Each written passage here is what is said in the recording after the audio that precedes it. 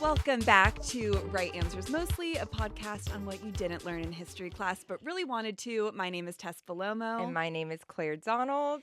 And you guys, we are starstruck. We are ecstatic today to have the one, the only Sarah McLachlan joining us. Sarah, we know that you need no introduction, but we're going to just highlight a few of your accomplishments before diving in today. Sarah is one of the most celebrated singer-songwriters with over 40 million albums sold worldwide and 2 Grammy Awards. Sarah founded the Lilith Fair tour, which showcased female musicians and brought over 2 million people together during its 3-year run. Lilith Fair raised over $7 million for local and national charities and was the most successful all-female music event, which is amazing. Amazing. In 2002, she founded her nonprofit, Sarah McLachlan School of Music, which provides high-quality music education and mentorship free to children and youth facing various barriers to access. Sarah will embark on her Fumbling Towards Ecstasy 30th anniversary tour next month, making her way across North America with 30 upcoming shows. Which we will be at the Hollywood Bowl. Catch us there. Yes, we cannot wait. Hi, Sarah. Sarah, if your dogs bark in the background, we welcome it. We always love a dog third co-host. Yes, always. Yes. Okay, good. Well, they are quite vocal, these two. The drop of a squirrel or anything, they lose their minds. That's how we like it. Yeah, yeah. Hi, Sarah. Thank you so much for joining us on Right Answers Mostly. My pleasure. Nice to be here. It's so nice to meet you. Well, just a little backstory. You've always been a dream guest of ours. Mm-hmm. We grew up listening to you. We have 2 amazing mothers who absolutely adore you. So this is just like a pinch me moment for both of us. Very special to both of our families, for sure. And we did an episode about a year ago on the Chicks, and Claire hosted it and was, it was one of my favorite research processes. And in that, we found out that they were the first country headliners of Lilith Fair. And I, unfortunately was like, oh, what is Lilith Fair? Looked into it. And then when we talked about it on the episode, Tess and I were like, this is the most, an all-female music festival with the best lineup, started by Sarah McLachlan. Incredible. And I just was shocked I didn't know about this because I grew up listening to you and Bonnie Raitt and Indigo Girls and Dar Williams, and I had no idea about Lilith Fair. So we made a TikTok about it. That, went a little viral, and people were very upset that we did not know about this. People attacked us, Sarah, which, I guess rightly so, but... But they came to your defense, and they were like, you fools, you are idiots. Yes. Well, that's a bit harsh.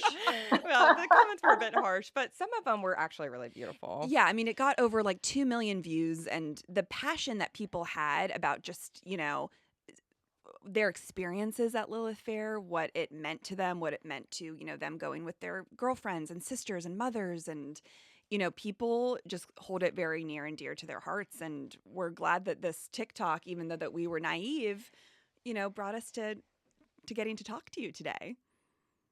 Oh, that's fantastic. Yeah, I mean, Lilith was an incredible time for me as a young woman, as an artist, trying to make my way and recognizing that, there were so many other fantastic women making great music, yet they weren't being represented. And, I think that was the point at which I learned that pretty much every system in the world is built by men for men. And if we wanted to sort of cast aside the old values, the things that, women couldn't be put together on a stage, women couldn't play back to back on the radio. All these things were sort of unspoken rules that existed at the time that just made absolutely no sense to me. And the idea of just ignoring all that stuff and coming together and celebrating the fact that, we don't need to be, all fighting for one small piece of the pie. We can all coexist together. We can celebrate each other and lift each other up. And the strength that is found in numbers and supporting each other, I think is beautiful and powerful. And that was very obvious during the 3 years that we participated in Lilith. The power of woman. I know. So was there a specific moment, I think that we know, but that you would like to explain that you were like, okay, I will start an all-female festival then? it started out as a very simple idea that I guess in hindsight was also very naive. Um, I wanted to play some shows during the summer, but I didn't want to have all the responsibility of it on my shoulders. And I thought, well, I've had all these amazing women open up for me. Let's just get a bunch of them. And I'm, again, looking out going, well, there's no representation. I look at Horde and Lollapalooza and there's like one token woman, yet all these women I know are making amazing music and really starting to have significant success. And I thought, wouldn't it be fun? Let's just do some shows together. And so I went to my management team and also with my agent, and they're like, let's try it out. And it was really that simple. And we did 4 shows in 1996 as sort of a test run. And lo and behold, they were hugely successful. And that was the point at which we went, let's do this for real next summer. And that was when we started getting pushback. Because when we did those first 4 shows, it was with promoters that we knew, promoters that I had a relationship with, and they're like forward thinking, progressive, and this could work. Going out to the larger world and trying to get people on board was a little more of a challenge. Like, well, you can't do this; it won't work. It's like, well, we already did, Yeah. and it sold out. So don't be an idiot. Get on board. Yeah. And it just, yeah, it was really just pushing down those doors, and not taking no for an answer. And thankfully, there were a lot of great women who were like, this is a great idea. I want to be part of it. And that was the first year, so whoever said yes, we're like, thank you. I must be part of this. And then the first summer was a massive success, but there was also a ton of criticism, a lot of which was that, it was sort of a white chick folk fest. And that was very frustrating for me because we had asked every artist from all different genres and we got who said yes. So I'm like, yes, I agree with you. I want it to be more diverse. And I think the success of Lilith really, it helped, or the first year, it helped us get a more diverse lineup the next time around. It was still challenging because I think a lot of managers looked at it, from a marketing perspective and from their artist audience perspective and going, well, this is not my artist audience. So she's not going to do it. But I'm like, but this is how we build audiences. We play for people who maybe don't know who we are. And it's, there's it's taking a risk, and it was just pushing through and getting people to take that risk. Yeah. Were some artists that ended up performing, were they hesitant to do it? Like, was it met with some, like, I don't know about this? Or were people like, let's go? Oh, no, there was some hesitance for sure. And it's funny. I remember particularly this, Chrissy Hine from the Pretenders came out and at the beginning, she's like, yeah, I don't know about this.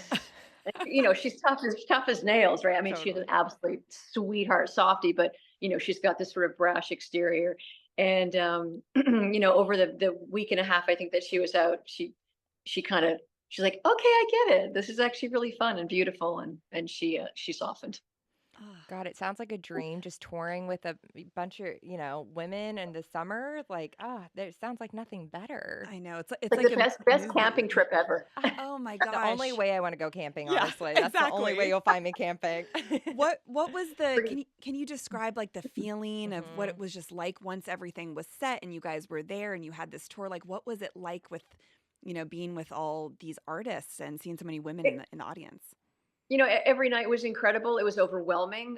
For me, there was a huge amount of work involved every day. And I was also sort of Julie, the cruise director. That's if you know Love Boat, that's an old, long before your time. But Gotcha, we gotcha. But just, I really wanted to be present for everybody and welcome everybody and make everybody feel really comfortable, the band, the artists, the crew. I really wanted a welcoming environment. And of course there was, I think there was 130 of us out there on the road. So it was a small town, and there was various fires to put out, artists being late or not showing up, or, which actually didn't happen that often, but just lots of work. So I was wearing sort of 2 very different hats all day, every day. But I think for me, the highlights were getting to see all these artists that I had so much love and respect for, even better, getting to perhaps sing with them and perform with them. I mean, those were just, talk about the campfire moments of like, okay, we're all going to get together and sing at the end of the night. And I have to give a huge shout out to the Indigo Girls. I was quite shy at first, and I never want to interject myself into a situation or push myself on anybody. But the Indigo Girls were like, this is a great opportunity for people to, to do a kumbaya at the end, to all get together and sing together. I'm like, oh, that's fantastic. How do we do that? And she goes, well, we'll just ask. I'm like, could you do that? Can you just So they're like, hell yeah. So Oh. they sort of got that ball rolling. And then, I became a little more emboldened because everybody was really into it, then to ask people to. So I started writing letters to all the new artists saying, hey, we're doing a song at the end of the night. Please come and join us. And just, again, breaking the idea of breaking down these, the sense of hierarchy or competition. That to me was one of the most important elements of it. It's like, we are all in this together. We all have a beautiful place here. And I want to lift everybody up. I want all of us to lift each other up and celebrate each other. And I feel like, I hope that environment was felt. I mean, it definitely was. Some of our comments that we got on the TikTok, someone said it was the safest, most beautiful space. This made me cry missing it. Someone said, I went to the Rose Bowl Lilith Fair, June 1998. I was 17. My first concert, Sarah McLachlan, was my favorite. I worked at the Lilith Fair. The lineup was so iconic. All talented and amazing artists. Felt proud to be a part of it. I mean, that's just like a snippet. A snippet. And just like, you were saying how inspiring it is for all of these iconic artists to be like, there are seats at the table for everyone. And we are supporting each other. And we're showing all these women that are coming here that, we don't need to be competitive, and that there's just space for everyone. And it's very impactful. And it still is today. Just, you guys starting this, the legacy lives on. So. Totally. And to have women go before you to instill confidence in you, to be like, all you need to do is ask, and we're here with you, and we will support you in that. And like, art is so inspiring and transcends just a concert, And so if a woman goes and feels empowered at Lilith Fair, it's a ripple effect to what she will do in life. Amen. Amen. The power of women, I just can't say it enough. I know. Well, and I have felt those ripple effects for years. It's so wonderful to have a young woman come up to me on the street or, wherever it is and say, hey, just so you know, like your story, I was 17 years old. I went to Lilith. You showed me that I can do and be anything I want to be. I now run a corporation, and I know. that experience was paramount in helping me recognize my worth and that I could do anything, So for me, I'm just like, I want to cry when I hear things like that. It's just such a beautiful validation. Oh, I mean, we even on this one TikTok, we have 10,000 comments, and all of them, besides being like, what's wrong with you that you don't know about this? Everything else is just like, this experience shaped my life. It is incredible. And I think we just have to Mine ask, too. like, will it ever happen again? Yes. People are dying to know, and we are dying to know. I know that is the question that gets asked every single time. And I think something like Lilith, a similar idea could and probably should happen again. I don't think I'm the person to do it because I already did. And I was of that generation. And there's so many stars that aligned to make that happen and make that work. And I think it was because I was rising, and a lot of the women who played on it, together we became more powerful, and we wouldn't have necessarily been able to play those venues by ourselves, but together we could. And I think the difference now is, if you look at Billboard, it's all women, and they are all running the shit. They're all headlining those venues and bigger. So on one hand, the need isn't the same, but I think the desire is still very much there to celebrate us, to create opportunities and platforms for us to come together and use that platform for good. And I think there's a lot of artists doing that. Brandy Carlisle is championing women constantly. There's lots of artists. Taylor Swift always has women open up for her. I just watched the Beyonce show, and I mean, she's just championing. Unreal. Yeah, amazing. So I think the ripples of it are happening within the music industry and beyond. It would be great to see it happen again. I think it would need to be reinvented, and I think it would need to be someone of the moment who is a rising star now. Wow. I mean, that's a I'm really happy to sit back and be like mama mentor. yes. You are But mama. You are mama.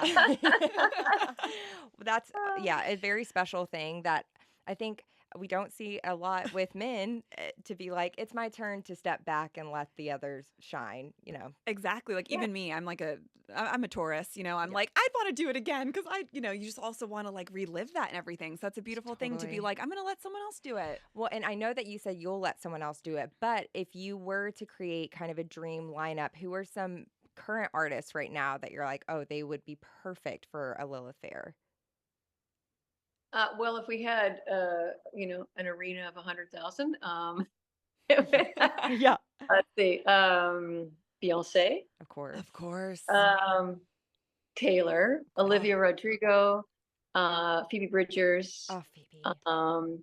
Sia, Oh, um, mm, uh, I mean, Brandy, Brandy, Brandy, yeah, Brandy Brandy. Carlisle, I mean, yes. Maggie yeah. Rogers would be great. Ethel Oh, Kane. Maggie Rogers would be great. Yeah. We're just I'm like just giving trying you to think. our lineup now. The bad thing about me is I don't listen to a lot of music. I'm making a new record right now too, so I just sort of have blinders on, and Yes. then I'm like, it's like when you ask me those questions, like I just go blank, I and it's mean, like I know there's 100 No, artists you that I are was you so are busy right now. you're busy, and I will be coming to that lineup. That sounds incredible. Yes. So we'll see you there. Another question we had about Lilith Fair was, did you have a favorite duet that you did with anyone that really stands out that you were like, when I was up on stage with her, that was insane?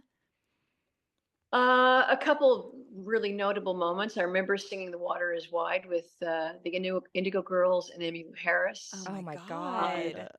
And also singing "Angel" with Emmylou Harris Oh, was massive. I have chills. not a single dry eye, I No. bet. Yeah. I got to sing with Cheryl Crow was on like all 3 years, and I got to sing with her a lot. And what was the song that we did? I think it was "Strong Enough." No, And that I, song kills Tess and me. I love singing. That's such a great song. It is. Um, and I got to sing with Sinead O'Connor, which was pretty magical too. She sang "Angel" with me, and that was, Oh, pretty beautiful moment. Oh my we God. definitely want to cover her on Ram Yes. soon, for sure. Yeah, yeah, she was an incredible artist. Absolutely. Oh, Wow. So you're talking about new music and yes. obviously your tour. What has it been like revisiting Fumbling Towards Ecstasy? Well, the interesting thing is I haven't really spent a lot of time revisiting it yet because as I said, I'm so focused on trying to get as much of this new record done. We go into rehearsals a week before the show, and that is essentially when I'm going to be digging into Oh my God, You got it. It's like Oh, muscle memory, it's I'm ju- sure, at it's this just a point. week before you start Yeah. rehearsing. You're such a Okay. pro. Yeah, You're just you gonna are a like Now, pro. show up and to, do to it. be fair, I'm probably going to be the weakest link because I have a band who's going to learn everything as it was. Then I'm going to come in and go and let's tear it all apart. And A true artist. Exactly. A true artist. Wow. Yeah. So you're going to 30 different shows, 30 different cities. I think it's 30 different cities. Yeah, it's a pretty condensed tour. I think it's 7 weeks. And do you just remember every song? I know this might be a silly question, but do artists just like it just comes back in a second? Are you like, oh my gosh, I haven't like heard, Thought about that. I haven't in a while. thought about this song for years, or is it just like in your soul?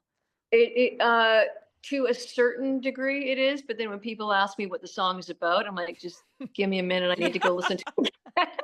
I need to immerse myself in it for a moment because that was 30 years ago. Yes. Is there a song that you're looking forward to performing live again that brings just a magic and an energy? Mary, because I haven't done that song Mm. for probably probably 20 years. We can't. And that was always one of my favorites. And I did YouTube it to see how we played it. And I was like, oh, I totally don't remember this version, but it's really good. I'm like, wow, I'm amazing. That's so cool. Well, we'll be 6 rows. So when you're singing Mary, we'll just be like, Yes, we'll give you a we're little. excited for you for that. We'll do something one. crazy. Yeah. Get extra out. Wow. Yeah, I think also like we just wanted to ask you, revisiting an album obviously and going on this tour after 30 years, the music industry has changed a lot in 30 years. There's been a lot of great things for new female artists. There's probably also it's a whole new world now with social media. Like, can you speak on, sort of what that transition has felt like of, what you see the music industry now, is it better for female artists? Or they're, I think it's better for female artists. I do. I think, the internet has created, on one hand, new challenges, but also many opportunities. Like, anybody now can put their music out very quickly, very easily. It's very accessible. The challenge is, with everybody doing that, it becomes, I think, a little more challenging to rise up above all the different sounds that are happening and get yourself heard. Again, social media, I think, is an amazing opportunity to, create a platform for yourself as an artist. I think it's a lot of work, because you're constantly having to put yourself out there, and I think it kind of depends on your personality. Like, for me, I think that would have been incredibly challenging, to be that revealing, and to show myself that much, and because it just, and it might be a little bit my age too. I think perhaps if I was 25 and wanting to get into it, I'd have the energy and I'd be excited and invigorated by it. But for me now, these days, I'm like, oh, social media. God, Man, we understand. talk about the energy. I've got to create content, and I'm like, oh, I know. and then it comes back to that feeling of nobody cares about what I'm doing in the studio, and they're like, yes, they do. And I'm like, not really? true. We do. And all of our listeners do. Yeah, we will be subscribing to all the TikToks of Sarah in the studio. Yes. For sure. I know. I'm really. I think for me, it's because I'm not of that generation. I'm not documenting everything, and so then I'm like scrambling for content after the fact. My manager's like, okay, did you record yourself in the studio? Yeah, on the music is recorded. Yeah, no, did you record videos of yourself recording music? Like, oh, just give me a minute. I'm gonna record myself while I sing. I just don't think about that, right? So it's like, get somebody in there to help you do that. I'm like, who's doing that? We're all working. We're all busy. Totally. So it's a kind of a constant push and pull to be in the, because I'm very much a person who lives in the moment all the time. So I'm not on my phone. I'm not thinking about recording it for later. I'm just in it, and then and it's done. That's a great place to be. It is. And you've created how we should all be. Such a legacy for yourself. I'm sure there's people around you who are like, I've got to capture this moment. So I'm sure you're taken care of in that way. Yes. Do you have any advice for a current or future female artist?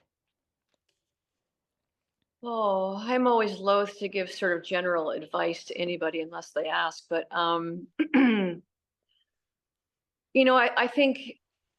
I think these days, or at any time, really choosing to be an artist, it's a tough go.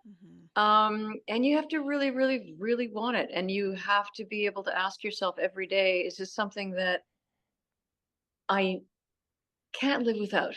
And if it is, absolutely. Or if you can't live without it, go absolutely be an artist. And I think surrounding yourself with people who believe in you, believe in what you do, and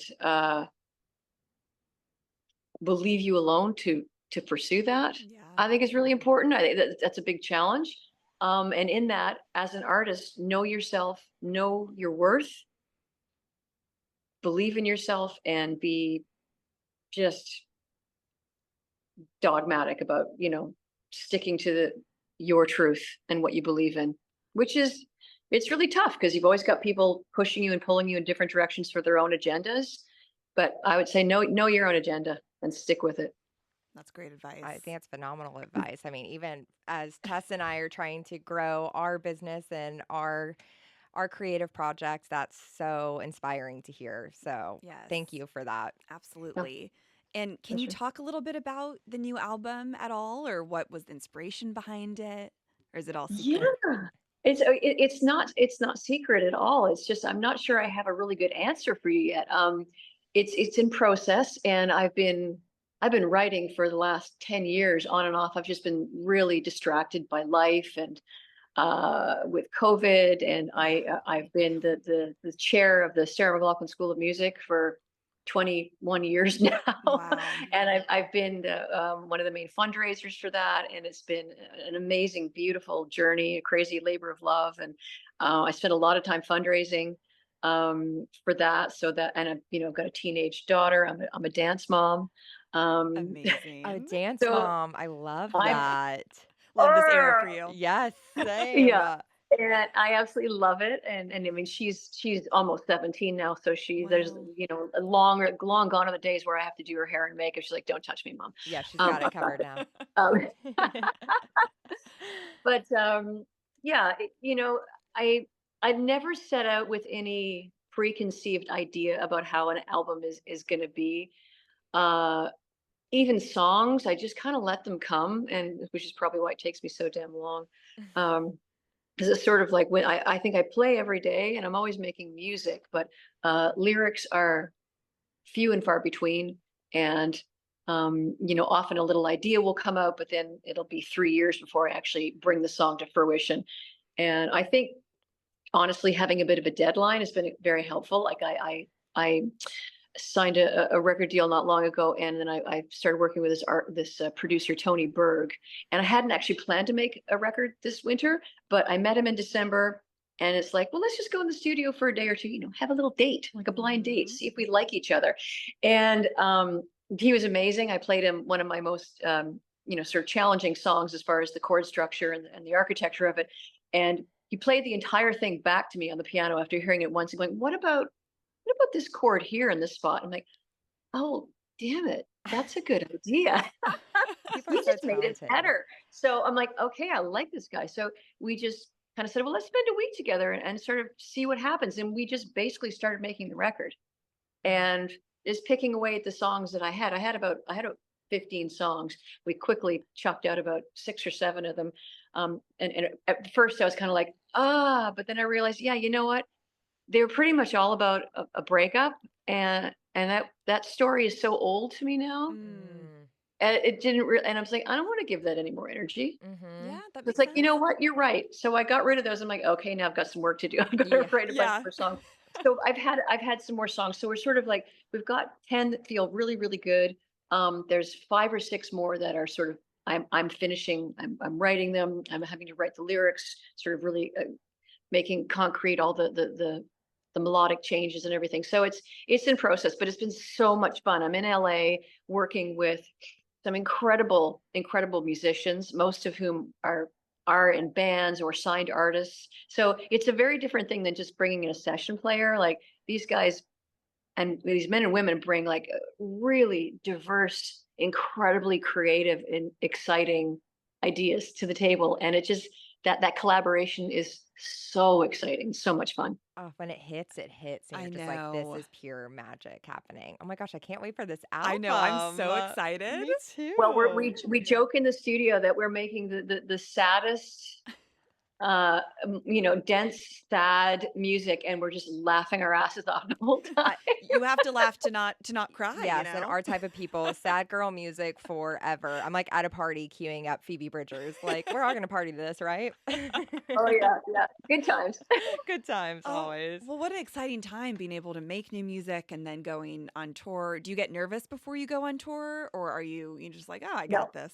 No. no, I'm just excited. I think I'll probably be nervous before the first show, just because I haven't played to large audiences like that for a while. But I love playing live. I'm so excited by the prospect of getting out there and playing these songs again, and just the energy that happens when I sing my music, and there's this beautiful connection that happens with the audience. It's so palatable and tangible for me, and it's like this sort of this transcendence of time and space, and um, this just this beautiful moment. And I think we all as humans are kind of desperate for connection and desperate for Yes. moments where we can all come together and just forget about shit for a minute. I mean, the world is so scary right now. We're being inundated by um, horrible stories and tragedies, and there's it's hard not to think the world's going to hell in a handbasket. Yeah. Yet I think we all need to be reminded that there's incredible beauty out there as well, and humanity, you know, is capable of horrible things, but it's capable of really magical, beautiful things Mm. too. And I think that's part of why the arts are so very, very important. It can lift us up and give us a sense of connection and a sense of, oh, I'm not alone in this. And we're all in it together. And I think those moments are really powerful and important, and even more so these days. Well said. I mean, Well like said. there is nothing better than going to a concert, you know, with especially with someone that you've just loved for so long and you know all their songs and looking at strangers and you're just all having this collective Yeah. just like experience that's just so like I read something that if you go to like 3 concerts a year, your level of happiness is like just skyrocketing. Like I believe it. live music is just Healing. It's so healing. It is. I can't wait for the Hollywood Bowl show. I know. It's going to be so fun. And the I'm Hollywood pretty Bowl is such a jacked. gorgeous I just- venue. Yes. Yeah, I love playing there. Oh, it's going to be incredible. I know. Sarah, wow. This has just been, I can't believe I'm still going to be pinching myself for days to come that you took the time to Same. sit down with us. We are so grateful and just so honored. And this has just been a true just dream come true. It has been. We do have one final question, though. We Sure. ask this to all of our guests. We do. If you could smoke a joint with anyone in history, dead or alive, who would it be and why? Welcome to Right Answers Mostly, Sarah. Well, here's the challenge. I can't smoke pot. I've tried it a few times, and I literally you. think I'm having a heart attack. Some people I- do. Yeah. You got to ride that Yep. wave sometimes. I'm, every 6 or 7 years, and they're like, "Oh, it's indica. It's not sativa or whatever." I'm like, it doesn't matter for me. I feel like I'm having a panic attack. Everybody's judging me. I want to put my head under a rock, under my blankets. And please, I can't wait for this to be over. So maybe if for me, it would be a glass of wine. Let's go with that. And if it were, if I could choose anybody to talk to, probably Gandhi. Oh, an amazing wow. answer. So deep. Wow. Incredible. I just think, wow. I mean, what a man that, and I just think that, being able to continue to work for peace and build bridges, regardless of, the treatment, the terrible treatment, and just, I just think he was a great man. Wow. Gosh, yeah. Incredible. And I'm sure a lot of our listeners would say their answer would be you. Yeah, no kidding. For sure. I will say I that wouldn't Canadian smoke weed a is joint, nice. but I have a glass of wine. Yeah. Yeah, have a glass of wine with you. We support that too. Yes, totally. Of course. Of course. Well, Sarah, we are just so excited that we got to chat with you, and thank you so much for your time. And we are hoping that Lilith Fair can come back one day. We are just manifesting it. We'll do anything. We'll do anything. We'll be there front row or backstage, wherever. Wherever people want us. Yeah. Sarah, thank you. Thank you, and we'll see My you pleasure. from afar, but not actually that far because we'll be close up at the Hollywood Bowl. That's right. So just we'll be screaming for you. Yes.